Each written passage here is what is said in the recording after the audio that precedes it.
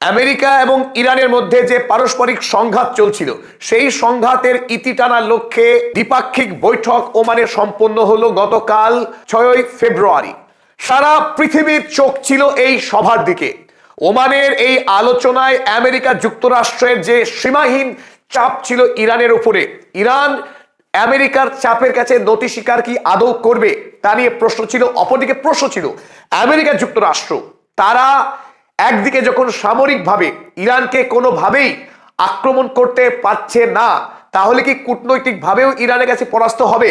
এই রোমহর্ষক মুহূর্তের অবসান হলো রাত্রি তখন 8:30। দুই পক্ষের পরোক্ষ আলোচনার শেষে খুবই তাৎপর্যপূর্ণ, 2025 সালের জুন মাসে ইরানকে হামলা করবার পর থেকে ইরান এবং আমেরিকার মধ্যে মুখোমুখি কোনো বৈঠক হয়নি।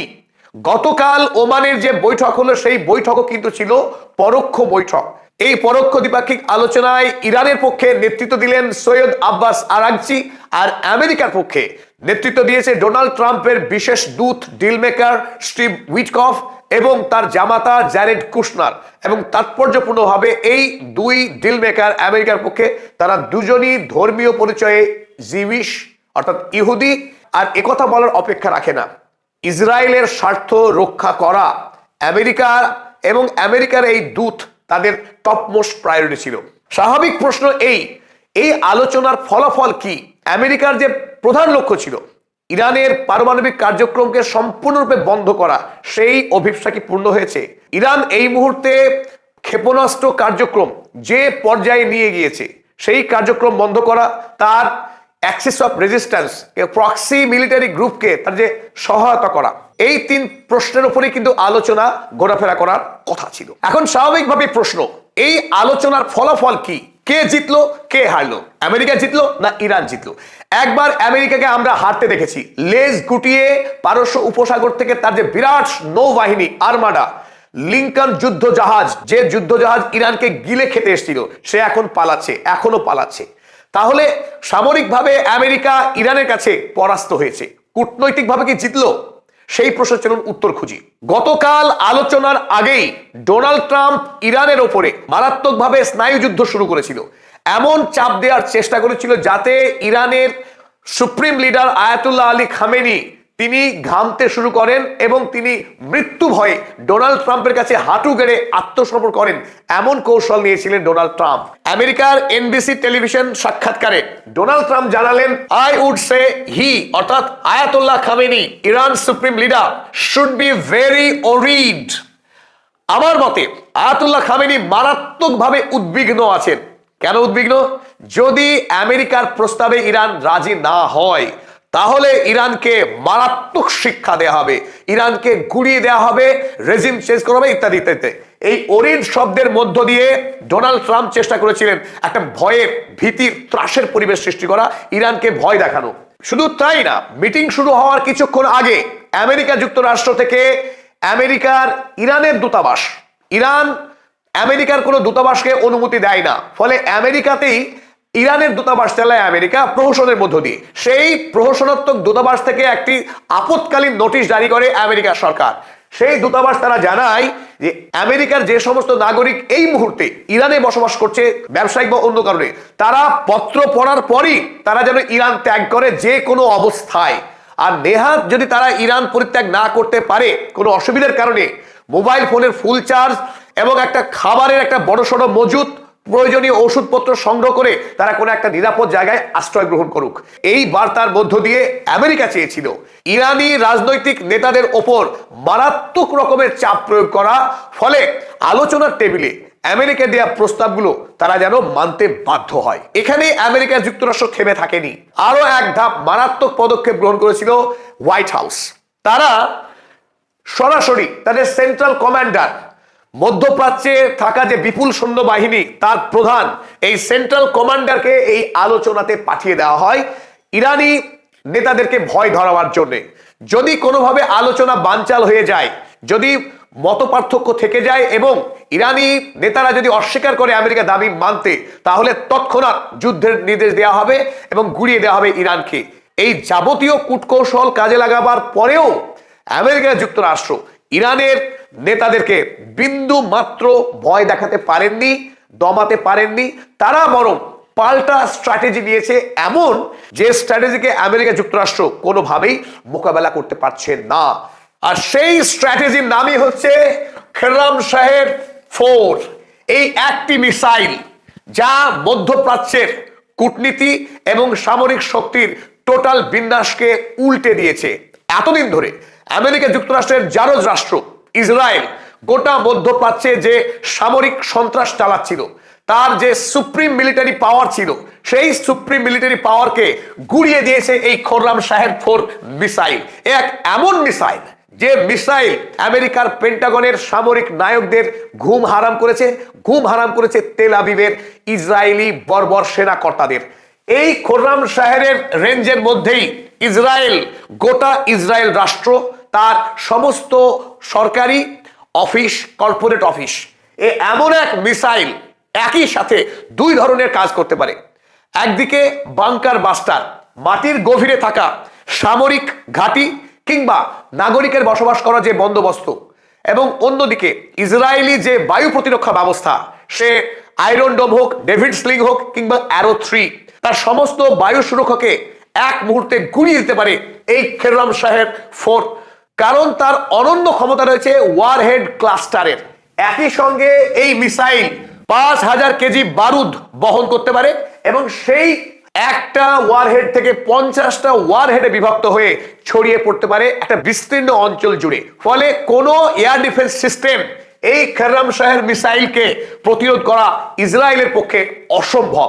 তাই এমন এক মিসাইল, যে মিসাইল ইসরায়েলকে সম্পূর্ণরূপে এখন প্রতিরক্ষাহীন করে তুলেছে, এই মিসাইলকে আনুষ্ঠানিকভাবে ইরান 5ই ফেব্রুয়ারি তার উন্মোচন করেছে।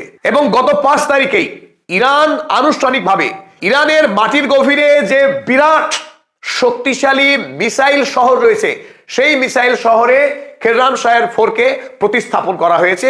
আর এরই সাথে গোটা মধ্যপ্রাচ্য এবং আমেরিকার যে সামরিক সম্পর্ক, সেই সম্পর্ক ওলট পালট হয়ে গেছে। তাই ডোনাল্ড ট্রাম্প যখন আয়াতুল্লাহ খোমেনিকে অরিট থাকবার কথা বলছে, তার দেশের নাগরিকদেরকে দেশে ফিরতে বলছে, সেসব ভয়ের থেকে আরো কয়েক লক্ষ গুণ বেশি ভয় ধরিয়েছে এই খেররাম শাহের 4 মিসাইল। তাই আমেরিকা যখন এক পা আগায়, ইরান আটঘাট বেঁধে অতীতের ভুলকে শুধরে নিয়ে এখন সামরিকভাবে অফেন্সিভ ডিস্ট্রাকটিভ পস্টার নিয়েছে, যে পস্টারের কাছে আমেরিকা হাঁটু গেড়ে ইরানের কাছে হার মানতে বাধ্য হচ্ছে। আজ 7ই ফেব্রুয়ারি ইরানের তেহরান টাইমস এই কাগজের হেডলাইন, আপনারা যে ছবিটা দেখছেন স্ক্রিনে, এই ছবি তেহরান টাইমসের ফ্রন্ট পেজে অত্যন্ত গর্বের সাথে রঙিন ফটো ছাপা হয়েছে এই খেররাম শাহের, এবং লেখাও হয়েছে সেই কথা, ইরান স্ট্রেংথেন্স অফেন্সিভ পস্টার উইথ খেররাম শাহের 4 মিসাইল। আর আরো এক তাৎপর্যপূর্ণ ঘোষণা, গতকালই যখন আমেরিকা এবং ইরান আলোচনার টেবিলে, তখনই বহু প্রতীক্ষিত একটি সংবাদ তেহরানে এসে পৌঁছায়। সেই সংবাদ, China confirms backing for Iran sovereignty, ইরানের সার্বভৌমত্ব রক্ষায় চীন দায়বদ্ধ এবং তারা সমস্ত রকম সহযোগিতার হাত বাড়িয়ে দেবে ইরানকে।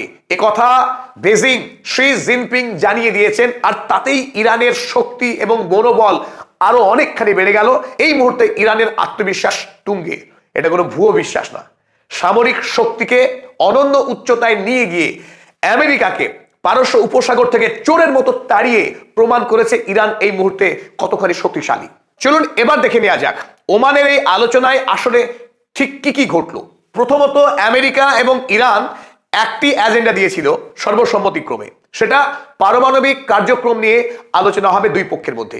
এই আলোচনায় আমেরিকা তারা দাবি করে, the US wants Iran fully abandon enriching uranium. আমেরিকার পক্ষে ইরানকে জানিয়ে দেওয়া হয়, ইরান কোনো রকম ইউরেনিয়াম সমৃদ্ধিকরণের কাজ করতে পারবে না, 0% নামিয়ে আনতে হবে তার ইউরেনিয়াম এনরিচমেন্টের কাজ। এক কথায় ইরানকে পারমাণবিক অস্ত্র তৈরি করবার কিংবা এই সমৃদ্ধিকরণের কাজ করতে আমেরিকা বা ইসরায়েল কেউই চায় না। তারা চায় ইরানের মানুষ তারা অস্ত্রহীন অবস্থায় থাকুক, যাতে করে আমেরিকা এবং ইসরায়েল ইচ্ছামতো তাকে আক্রমণ করে তার প্রাকৃতিক সম্পদকে লুট করবে। ইরানের তেল আমেরিকার ভোগ করবে, ইরানের হিরে, ইরানের সোনা ভোগ করবে আমেরিকা, এটা তাদের বৈধ অধিকার। আর যদি ইরানের মানুষ, ইরানের সরকার তার প্রাকৃতিক সম্পদকে আমেরিকার হাত থেকে রক্ষা করার চেষ্টা করে সেটা অন্যায়। তাই আমেরিকা নতুন করে চাইছে যে কোনোভাবেই ইরান পারমাণবিক অস্ত্র তৈরি করে আমেরিকা এবং ইসরায়েলের যে চিরকালের যে দখলদারি সেই দখলদারিকে বন্ধ না করতে পারে। এমনকি 2015 সালের যে ঐতিহাসিক চুক্তি হয়েছিল জয়েন্ট প্ল্যান অফ অ্যাকশন, সেখানে আমেরিকার পক্ষে এবং রাষ্ট্রসংঘের নিরাপত্তা পরিষদের পক্ষে ইরানকে 3.67% পর্যন্ত ইউরেনিয়াম এনরিচমেন্টের অনুমতি দেওয়া হয়েছিল। সেই অনুমতি পর্যন্ত এবার কেড়ে নেওয়ার চেষ্টা করা হচ্ছে আমেরিকার পক্ষে। আমেরিকার সাফ জানিয়েছে ইরান কোনোভাবেই পারমাণবিক সমৃদ্ধি কোনো কাজ করতে পারবে না, এমনকি বিদ্যুৎ উৎপাদন কিংবা কারখানায় ব্যবহারের জন্যও তারা ইউরেনিয়াম ব্যবহার করতে পারবে না। খুব স্বাভাবিক। সৈয়দ আব্বাস আরাগচি আমেরিকার এই অন্যায় দাবিকে নস্যাৎ করে দিয়েছেন, গুড়িয়ে দিয়েছেন। এই আলোচনায় আমেরিকা তাদের যে উদ্বেগ, তাদের যে কনসার্নগুলো তারা জানিয়েছে।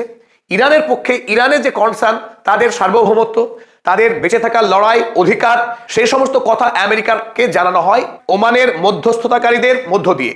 দ্বিতীয়ত, মার্কো রুবিও আমেরিকার সেক্রেটারি অফ স্টেট, তার পক্ষে একাধিক ভিডিও বার্তা প্রকাশ করা হয়েছিল এবং খোদ আমেরিকা যুক্তরাষ্ট্র অফিসিয়ালিও চেয়েছিল যে এই আলোচনায় ইরানের মিসাইল কার্যক্রম, ইরানের মিসাইলের যে রেঞ্জ, সেই রেঞ্জের প্রশ্নে আলোচনা হোক। এবং তৃতীয়ত, ইরানের axis of resistance, proxy military গ্রুপদের বিষয়ে এই টেবিলে আলোচনা করা হোক। তার পশ্চাতে মূল কারণ ইসরায়েলের অস্তিত্ব। এই প্রসঙ্গে ইরান সাফ জানিয়েছে তারা কোনোভাবেই প্রাথমিক আলোচনাতে এই দুটি বিষয়ে তারা কথা বলতে প্রস্তুত নয়। তারা আগামীতেও এই বিষয়ে আলোচনায় আসতে চাইবে কিনা তা নিয়ে জোরদার সন্দেহ রয়েছে। গতকালকের মিটিংয়ে ইরান আলোচনা এজেন্ডা হিসেবে এই দুটি বিষয়কে তারা রাখতে দেয়নি, অনুমতি দেয়নি, এমনকি তার উপরে কোনো আলোচনাও হয়নি। গতকালকের এই দ্বিপাক্ষিক বৈঠক বিষয়ে ইরানের পরমাণু বিজ্ঞানী এবং 2015 সালের ঐতিহাসিক জয়েন্ট প্ল্যান অফ অ্যাকশন, যে ইরানের পক্ষে যে চুক্তিকারী ছিলেন, আলোচক ছিলেন, সেই বিখ্যাত বিজ্ঞানী সায়েদ হুসাইন মোজাভিয়ান, এই সায়েদ হোসাইন মোজাভিয়ানের মতে ইরান এই মুহূর্তে ইসরায়েলের জন্য দুটি রেড লাইট ক্রস করে ফেলেছে। এক, first of all, Iran has the capability to build a nuclear bomb if it decides two. Iran এই মুহূর্তে যদি পারমাণবিক বোমা তৈরি করতে চায়, অনায়াসে সেটা করতে পারে, আজই করতে পারে কিংবা কাল। Number two, second, when Iran was attacked, it was able to retaliate and attack Israel. যদি ইরানের উপরে আমেরিকা এখন হামলা করে, তৎক্ষণাৎ ইরান পাল্টা আক্রমণ করবে ইসরায়েলকে, এবং সেই আক্রমণ করবার যোগ্যতা ও ক্ষমতা এখন ইরানের মজুত রয়েছে। এই দুটি কারণেই এখন আমেরিকা এবং ইসরায়েল তারা মরিয়া হয়ে উঠেছে যে কোনো মূল্যে ইরানকে পায়ে বেড়ি পড়াতে, লাগাম পড়াতে। Israel wants nuclear supremacy and military supremacy in the middle east. মধ্যপ্রাচ্যে ইসরায়েল একমাত্র পারমাণবিক শক্তিধর রাষ্ট্র এবং একমাত্র সামরিক দিক থেকে শক্তিশালী রাষ্ট্র হিসেবে থাকতে চায়। আর সেই সমীকরণ এখন উল্টে গেছে।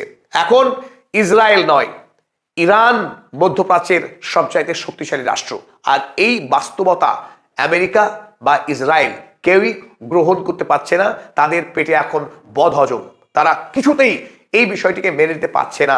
তাই চেষ্টা যে কোনো মূল্যে মধ্যপ্রাচ্যে অশান্তি লাগিয়ে ব্যাপারটাকে নষ্ট করা। তিনি আমেরিকাতে বসেই এই কথাটি বলেছেন। বৈঠক শেষে তৎক্ষণাৎ ইরানের পক্ষে যখন সৈয়দ আব্বাস আরাগচি তিনি জানালেন যে আলোচনা অন্তত শুরু হয়েছে, a good start, it was a good start. এবং তিনি এও জানান যে অন্তত আমরা দুজনের পক্ষে যে মারাত্মক অবিশ্বাসের পরিবেশ তৈরি হয়েছে সেটা কাটানোর জন্য আমরা কাজ শুরু করতে পেরেছি, এবং আমাদের যে উদ্বেগের জায়গা তা দুই পক্ষকে জানিয়েছে। কিন্তু আমেরিকা যুক্তরাষ্ট্র মিটিং শেষ হবার প্রায় 6 ঘন্টা পরেও তাদের পক্ষে কোনো মতামত জানাতে পারেনি। অপরদিকে ইরানের ওপরে নতুন করে তারা স্যাংশন জারি করতে শুরু করে। 15টা এনটিটি, 14টা জাহাজ এবং 2 জন ব্যক্তি, যদিও এখন উল্লিখিত হয়নি কারা তারা, তাদের উপরে নতুন করে স্যাংশন জারি করে দেয়। স্যাংশন ইতিমধ্যেই বাকি নেই কিছু, যেটুকু বাকি রয়েছে আরো স্যাংশন জারি করছে আমেরিকা যুক্তরাষ্ট্র, যাতে আগামী দিনে ইরান বিদেশে কোনো রাষ্ট্রকে তেল রপ্তানি করতে না পারে, আন্তর্জাতিক বাণিজ্য না করতে পারে। তার মরিয়া চেষ্টা করছে ডোনাল্ড ট্রাম্প সরকার। আজ সকালে ডোনাল্ড ট্রাম্প টুইট করে জানিয়ে দিলেন যে ইরানের সঙ্গে যে সমস্ত দেশ বাণিজ্য করবে তাদের উপরে নতুন করে আরো 25% ট্যারিফ তিনি ঘোষণা করলেন। এই 25% ট্যারিফ দেওয়ার মধ্য দিয়ে বোঝা যায় যে ডোনাল্ড ট্রাম্প সামরিকভাবে হেরে গেছেন। তিনি ইরানকে হামলা করে জয় করবার শক্তি তার নেই, বরং তিনি ট্যারিফ যুদ্ধে গেলেন। যদিও রাতে ডোনাল্ড ট্রাম্প দায়সারা একটি মতামত দিয়েছেন বৈঠক সম্পর্কে। তিনিও বলেছেন it was a good talk, quote unquote. তিনি বলেছেন পরবর্তী সপ্তাহে আবারও নতুন করে ইরান এবং আমেরিকা তার দ্বিপাক্ষিক বৈঠকে বসবে। কোথায় বসবে, এক্স্যাক্টলি কবে বসবে সেই বিষয়ে জানাতে পারেননি, তবে আলোচনা চলতে থাকবে, এটাই আসার কথা। তবে যেটা সবচাইতে গুরুত্বপূর্ণ বিষয়, আমেরিকা এই মুহূর্তে ইরানের সঙ্গে যুদ্ধ করবার না তার শক্তি আছে না তার সাহস আছে। ইরান পৃথিবীকে দেখিয়ে দিয়েছে যে আমেরিকার সঙ্গে লড়াই করতে হলে একমাত্র সেটা ইরানই পারে। এটা ভেনেজুয়েলা নয়, কোনো নিকোলাস মাদুরো নয়, আসবেন আর বন্দি করে নিয়ে যাবেন। বরং ইরান এখন যে পথে এগোচ্ছে, চাইলে উল্টোটা হতে পারে আমেরিকার সঙ্গে যে কোনো দিন।